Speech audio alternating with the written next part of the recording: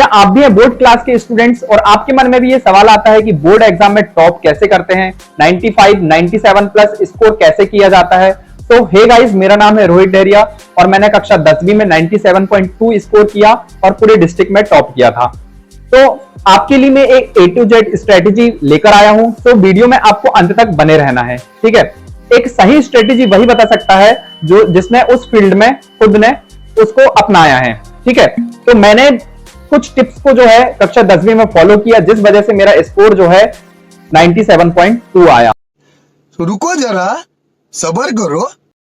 So guys, मेरा नाम है रोहित डेहरिया और मैंने कक्षा 10वीं में 97.2% के साथ पूरे डिस्ट्रिक्ट में टॉप किया है और कक्षा 12वीं में मैंने 96% स्कोर किया है। इसके साथ साथ मैंने जेई मेंस क्वालिफाई किया हुआ है। ठीक है, तो आज का ये जो टॉपिक है वो है हमारा बोर्ड एग्जाम में हमको टॉपर कैसे बनना है। ठीक है भाई, लोग जो होते हैं 95 97% स्कोर कैसे कर लेते हैं। टॉपर के पास ऐसा कौन सा सीक्रेट होता है, ऐसी कौन सी स्ट्रेटेजी वो अपनाता है जिस वजह से वो हर बार बोर्ड एग्जाम में टॉप करते हैं और अच्छा स्कोर करते हैं। तो आज मैं आपके लिए ए टू जेड स्ट्रैटेजी लेकर आया हूँ, तो आपको वीडियो के अंत तक बने रहना है। ठीक है? तो टिप नंबर हम बात करते हैं, टिप नंबर पहली है हमारी, भाई अपना लक्ष्य हमको निर्धारित करना है और अपना माइंडसेट इसमें बनाना है। भाई पहला काम यही होना चाहिए। जो टॉपर होता है वो शुरू से एक बड़ा लक्ष्य लेकर चलता है और अंत तक उस लक्ष्य पर बने रहता है। ठीक है? पहला काम है आपका एक लक्ष्य निर्धारित करना और लक्ष्य भी कैसे निर्धारित करना, एक बड़ा लक्ष्य निर्धारित करना। ठीक है? आप बड़ा लक्ष्य निर्धारित करोगे ना, तो ज़रूर से आप उसके पास पहुँच जाओगे। जब मैं कक्षा 10वीं में था, तब मैंने ठान लिया था कि मुझे कक्षा 10वीं में पूरे मध्य प्रदेश में टॉप करना है। तो मैं पूरे मध्य प्रदेश में टॉप तो नहीं कर पाया, पर मैंने कम से कम जिले में टॉप कर लिया। ठीक है? तो आपको क्या करना है, आपको लक्ष्य जो है हमेशा बड़ा बनाना है। ठीक है? और आपको पॉज़िटिव सोचना है, ये नहीं सोचना है कि भाई मेरा होगा या नहीं होना। ठीक है? आपने एक वो कहावत सुनी ही होगी, जो कबीर के दोहे हैं, कब करत करत अभ्यास ते जड़मति होत सुजान, रसरी आवत जाते सिल पर पड़त निशान। तो इसका अर्थ क्या है कि भाई जब हम बार-बार कुएँ में रस्सी डालते हैं, तो जो उसमें पत्थर होते हैं, उसमें भी निशान पड़ जाते हैं। तो भाई प्रयास करने से ही सब कुछ होता है, ठीक है? प्रयास करना आपके हाथों में है, रिज़ल्ट आपके हाथों में नहीं है। भाई आपको हाथों में प्रयास करना है, मेहनत करना है आपके हाथों में, ठीक है? तो कम से कम आप प्रयास तो कर सकते हैं, ठीक है? तो आपको जो है मेहनत से ही सब कुछ संभव है, ठीक है? मेहनत करेंगे तो डेफ़िनेटली आप उस लक्ष्य को प्राप्त कर जाएँगे। तो पहली टिप आपकी यही है कि भाई अपना लक्ष्य निर्धारित करें और एक अच्छा माइंडसेट बनाएँ, ठीक है? टिप नंबर 2 है, भाई सिलेबस सभी विषयों का अच्छे से करें। पहली चीज़ तो आपको सभी विषयों का सिलेबस अच्छे से समझना है कि भाई सिलेबस क्या है और क्या-क्या कौन-कौन से टॉपिक जो हैं आने वाले हैं, कौन-कौन से टॉपिक हट चुके हैं, ठीक है? एक होती है स्मार्ट स्टडी और एक होती है हार्ड वर्क वाली स्टडी। तो हार्ड वर्क तो आपको करना ही है, पर उसके साथ स्मार्टनेस के साथ करना है, ठीक है? हार्ड वर्क तो करना है, साथ ही साथ आपको स्मार्टनेस के साथ करना है, ठीक है? तो सभी विषयों का आपको सिलेबस अच्छे से समझना है और सभी विषयों को पहले सिलेबस अच्छे से कंप्लीट करना है, ठीक है? सिलेबस आप जो है स्कूल या कोचिंग दोनों में से जहाँ से आपको अच्छे से समझ में आ रहा है, आप वहाँ से कंप्लीट कर सकते हैं, ठीक है? वहाँ से आपको नोट्स बना सकते हैं और नोट्स भी आपको कैसे बनाना है भाई, नोट्स आपको बनाना है टॉपिक वाइज़ नोट्स बनाना है और सभी टॉपिक को अच्छे से कवर करना है, ठीक है? आपके जो टीचर कोचिंग में पढ़ा रहे हैं या स्कूल में पढ़ा पढ़ा रहे हैं, वहाँ से आप इसको कर सकते हैं, ठीक है? और कोई टॉपिक ना समझ आए तो उसके लिए क्या ऑप्शन है? भाई इसके लिए बेस्ट ऑप्शन है यूट्यूब, ठीक है? यूट्यूब में आपको क्या करना है, जो भी टॉपिक आपको समझ में नहीं आ रहा है उसको डालना है, ठीक है? और उसका सॉल्यूशन आपको देखना है। यूट्यूब से भाई आप उसका सदुपयोग कीजिए, ठीक है? चलिए, अगली टिप है हमारी, सिलेबस के साथ-साथ सेल्फ स्टडी भी करें। भाई कुछ स्टूडेंट्स ये होते हैं, ये सोचते हैं कि भाई हम पहले पूरा सिलेबस कंप्लीट करेंगे, देन उसके बाद हम रिवीजन स्टार्ट करेंगे। भाई ये बहुत ही गलत तरीका होता है। एक अच्छा टॉपर क्या काम करता है, वो सिलेबस के साथ-साथ ही रिवीजन करते जाता है, ठीक है? तो आपको क्या करना है, सिलेबस के साथ-साथ ही रिवीजन करना है। सबसे सही तरीका यही होता है पढ़ाई करने का और टॉप करने का, ठीक है? सेल्फ स्टडी का मतलब क्या होता है भाई? कुछ लोग ये सोचते हैं कि स्कूल का जो होमवर्क मिलेगा, कोचिंग का जो होमवर्क मिलेगा, वो उसी को ही सेल्फ स्टडी समझते हैं, पर ऐसा नहीं है। सेल्फ स्टडी का मतलब ये होता है कि भाई कोचिंग या स्कूल के वर्क के अलावा, है ना, रिवीजन के लिए हम जो टाइम देते हैं, ठीक है? वही क्या कहलाती है, सेल्फ स्टडी कहलाती है। मतलब हमने स्कूल से जो पढ़ा या कोचिंग से जो चीज़ पढ़ा, उसको हम अगर रिवाइज़ कर रहे हैं, उसकी प्रैक्टिस कर रहे हैं, तो वो तुम्हारी सेल्फ स्टडी में काउंट होती है। ना कि स्कूल का होमवर्क और कोचिंग का होमवर्क, ठीक है? तो सेल्फ सेल्फ स्टडी का मतलब यही होता है, भाई कोई भी टॉपिक को आप पढ़ रहे हैं, समझ रहे हैं या उसकी प्रैक्टिस कर रहे हैं, तो वो तुम्हारी सेल्फ स्टडी के अंतर्गत काउंट होगा, ठीक है? अब अगला पॉइंट हमारा आता है टाइम कैसे मैनेज करें? पढ़ाई के साथ-साथ बहुत सारी चीज़ें हमारे साथ जुड़ी होती है, जैसे स्कूल का होमवर्क हो गया, घर के कुछ काम हो गए या बहुत सारी चीज़ें ऐसी होती है जो कि पढ़ाई के अलावा भी होती है, ठीक है? तो टाइम को कैसे मैनेज करना है, ठीक है? तो भगवान द्वारा सभी को बराबर समय दिया गया है, ठीक है? एक दिन में हमारे पास 24 घंटे ही होते हैं, सभी के पास 24 घंटे होते हैं, तो 24 घंटे को मैनेज कैसे करना है, ठीक है? तो देखो, इसको आप 4 पार्ट में इसको डिवाइड कर सकते हैं। एक स्कूल, कोचिंग और सेल्फ स्टडी और एक अदर व एक्टिविटी में, ठीक है? तो स्कूल के लिए आप क्या है 6 घंटे आपके स्कूल में लगते हैं और 2 घंटे आने-जाने के लिए लीजिए तो ऐसे 8 घंटे जो है स्कूल में आपके चले जाते हैं। तो और कोचिंग में आपके जो है 3 घंटे 2 से 3 घंटे आपके कोचिंग में चले जाते हैं, ठीक है? और सेल्फ स्टडी की बात करें, तो सेल्फ स्टडी में अभी आपको क्या करना है शुरुआत में आपको हर एक विषय को 30-30 मिनट देना है, ज़्यादा नहीं, सिर्फ़ 30-30 मिनट अभी शुरू के 15 से 20 दिन आपको 30-30 मिनट हर एक विषय को देना है, ठीक है? फिर अदर एक्टिविटी क्या होती है आपकी? अदर एक्टिविटी में होमवर्क वगैरह करना हुआ, तो 3 घंटे में आप होमवर्क स्कूल का या कोचिंग का होमवर्क कर सकते हैं और आपको जो है 7 घंटे की अच्छी नींद लेना है, ठीक है? बोलते हैं जो नींद होती है वो सबसे अच्छी मेडिसिन होती है, ठीक है?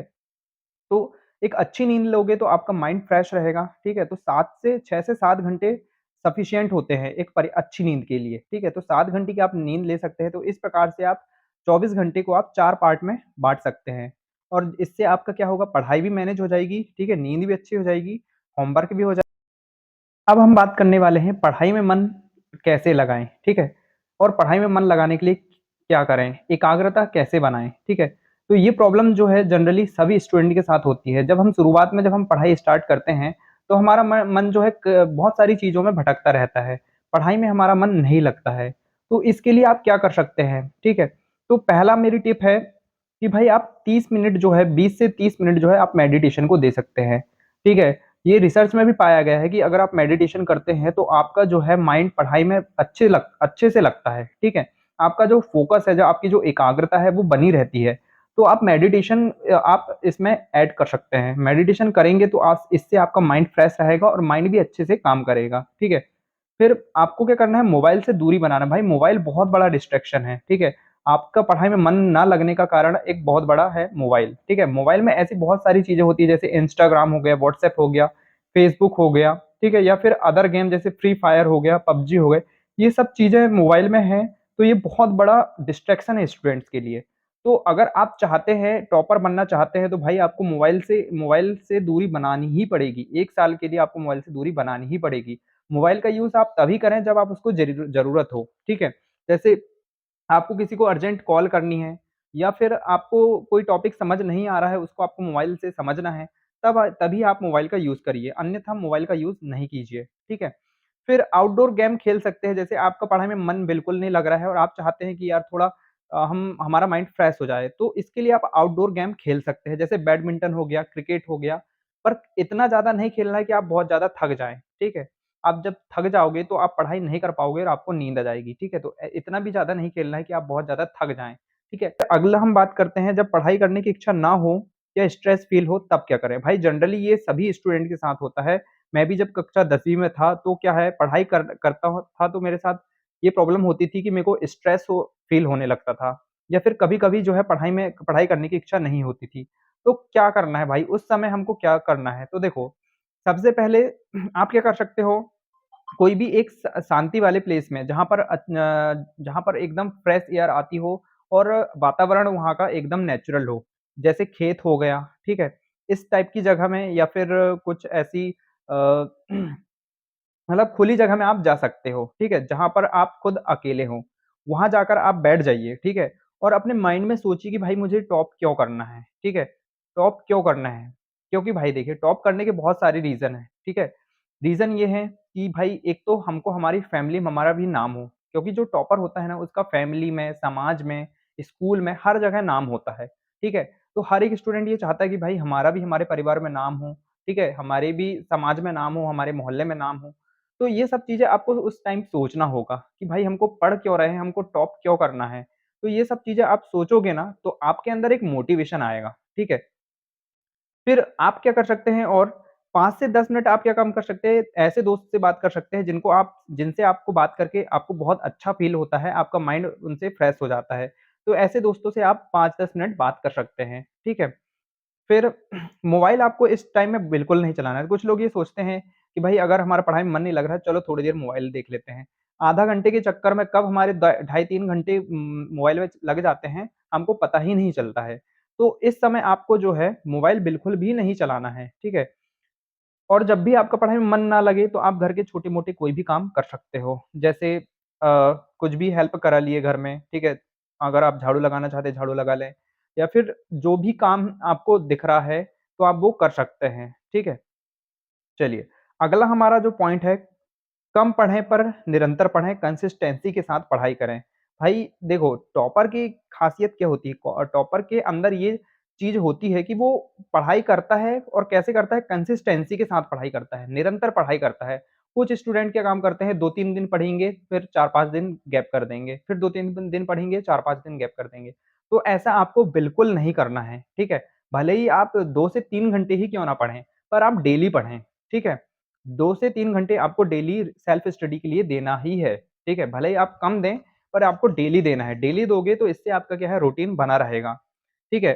फिर क्या काम कर सकते हो आप, हफ्ते में 1 बार रेस्ट ले सकते हो। जैसे आपका क्या है पढ़ाई में मन नहीं लगेगा, मैं भी ऐसा करता था कि हफ्ते में 1 बार रेस्ट ले लेता था, है ना? सप्ताह में 7 दिन होते हैं, उसमें से 1 दिन आप जो है रेस्ट ले सकते हैं, ठीक है? और उस रेस्ट में क्या काम कर सकते हैं, उस दिन आप क्या काम कर सकते हैं, कहीं घूमने जा सकते हो, ठीक है? या फिर किसी शांति वाली जगह में जा सकते हो, जैसे मंदिर हो गया, ठीक है? न और क्या काम करना है आपको पढ़ाई के बीच में छोटे-छोटे गैप ज़रूर लें, ठीक है? जैसे आपने 30, 40, 50 मिनट किसी विषय को पढ़ा, तो 10 मिनट का ब्रेक ज़रूर लें, ठीक है? इससे क्या होगा, कंटीन्यूअसली जब हम पढ़ाई करते हैं ना, तो हमारा माइंड जो होता है, बोर होने लगता है। तो बोर फ़ील ना हो, उस वजह से आपको क्या करना है, 5 से 10 मिनट का बीच में ब्रेक लेना है और ब्रेक में क्या करना है, ब्रेक में आप वॉशरूम जा सकते हो, पानी पी सकते हो या थोड़ा उठकर टहल सकते हो। पर आपको इस बीच में 10 मिनट के ब्रेक में मोबाइल बिल्कुल नहीं छूना है, ठीक है? मैं बार-बार मोबाइल के लिए आपको मना कर रहा हूँ। भाई मोबाइल जो होता है बहुत बड़ा डिस्ट्रैक्शन है, इसलिए आप उससे दूर रहें, ठीक है? फिर अगला जो पॉइंट है वो है डिस्ट्रैक्शन से हमेशा दूरी बनाए रखें। तो भाई डिस्ट्रैक्शंस क्या चीज़ें होती है? डिस्ट्रैक्शन सबसे बड़ा है हमारा मोबाइल, ठीक है? आपको मैंने पहले भी बता चुका हूँ कि मोबाइल जो है हमारा डिस्ट्रैक्शन सबसे बड़ा है। इसमें क्या-क्या डिस्ट्रैक्शंस वाली चीज़ें हैं जैसे गेम्स हो गया, सोशल मीडिया ऐप्स हो गए, ठीक है? इंस्टाग्राम, फेसबुक, स्नैपचैट, ठीक है? गेम्स की बात करें तो आजकल फ्री फायर और पबजी में लोग इतने बिज़ी हो गए हैं कि भाई वो अपना लक्ष्य ही भूल गए हैं, अपना करियर के बारे में बिल्कुल नहीं सोच रहे हैं। तो अगर भी अगर आप भी टॉपर बनना चाहते हैं तो भाई ये कुर्बानी तो देनी ही पड़ेगी, ठीक है? मोबाइल से आपको दूरी बनानी ही पड़ेगी, तब जाके आप एग्ज़ाम में टॉप कर पाएँगे, ठीक है? और फिर बात करते हैं, ठीक है, जब भी आपको लगे कि हमको मोबाइल चला लें या फिर हम टाइम पास कर लें, तो भाई अपने सबसे पहले अपने माँ-बाप के बारे में सोच लेना, ठीक है? वो आपके लिए कितनी उम्मीद से आपको पढ़ा रहे हैं, कितनी मेहनत करके वो आपको पढ़ा रहे हैं, तो एक बार इस विषय में ज़रूर सोच लेना। आपको समझ आ जाएगा कि माँ-बाप कितनी मेहनत से हमको पढ़ा रहे हैं और वो सिर्फ़ एक छोटी-सी उम्मीद लेकर बैठे हैं कि हमारा बेटा बेटा अच्छे से पढ़ेगा, अच्छे परसेंट लेकर आएगा। तो कम से कम अपने लिए नहीं तो कम से कम अपने माँ-बाप के लिए सोचो और भाई इन सब चीज़ों से दूर रहो, ठीक है? फालतू समय बर्बाद मत करो, पढ़ाई में लगे रहो, ठीक है? क्या है सिर्फ़ 1 साल की मेहनत है भाई, सिर्फ़ 1 साल की, तो रुको मत भाई लग जाओ मेरे, ठीक है? अगर आपने 1 साल अगर जम के मेहनत कर ली है ना, डेफ़िनेटली आप बोर्ड एग्ज़ाम में अच्छा करोगे। मेरी सारी अच्छी विशेज़ आपके साथ हैं, ठीक है? तो आप इन सब टिप्स को फ़ॉलो कीजिए और बोर्ड एग्ज़ाम में आप भी टॉपर आराम से बन जाएँगे, डेफ़िनेटली, ठीक है? तो अगला जो पॉइंट है हमारा वो है मोटिवेशन को कैसे बनाएँ, ठीक है? भाई पढ़ाई में ये बहुत ज़्यादा ज़रूरी है, ठीक है? जब तक हम मोटिवेट नहीं रहेंगे, तब तक हमारा पढ़ाई में मन नहीं लगेगा, ठीक है? तो ये चीज़ मेरे साथ भी होती थी, मैं जो है हर एक 2 दिन में, 3 दिन में डिमोटिवेट फ़ील करने लगता था। पढ़ाई में मन नहीं लगता था और मेरे अंदर डिमोटिवेशन आ जाता था। तो डिमोटिवेशन को दूर करने के लिए हमको क्या करना होता है? भाई मेरे टाइम में तो मैं क क्या काम करता था, संदीप माहेश्वरी जो होते थे, उनके मोटिवेशनल वीडियो मैं देख लिया करता था। उनकी वीडियो मुझे बहुत पसंद आती थी, वो इतनी अच्छी चीज़ें बताते थे, जिससे मेरा जो मोटिवेशन था, वो वापस आ जाता था। तो हर 2-3 दिन में मैं उनकी वीडियो मैं देखते रहता था, ठीक है? और फिर इसके अलावा भी आप क्या कर सकते हैं, जिस भी चीज़ से आपको मोटिवेशन आए, वो एक्टिविटी कर सकते हैं। जैसे कोई भी रनिंग कर सकते हैं, एक्सरसाइज़ कर सकते हैं, योगा कर सकते हैं या फिर कुछ ऐसा काम कर सकते हैं जिससे आपके अंदर एक एनर्जी आए, एक जुनून पैदा हो, ठीक है? तो इस प्रकार से ये मेरी 8 टिप्स थी, इन टिप्स को आप फ़ॉलो कीजिए, ठीक है? डेफ़िनेटली आप बोर्ड एग्ज़ाम में अच्छा करेंगे। मेरी सारी अच्छी विशेज़ आपके साथ हैं। ऐसे ही स्ट्रैटेजी वीडियो देखने के लिए मेरे यूट्यूब चैनल से जुड़े रहिए, ठीक है? ऑल द बेस्ट और आपको जो है हार नहीं मानना है भाई, आप कर सकते हो, ठीक है? आपके अंदर बस उस आग को जगाना है, उस आग को आपको अंदर से लाना है, तब तो आप ज़रूर कर पाएँगे, ठीक है? तो थैंक यू गाइस आज के लिए इतना ही।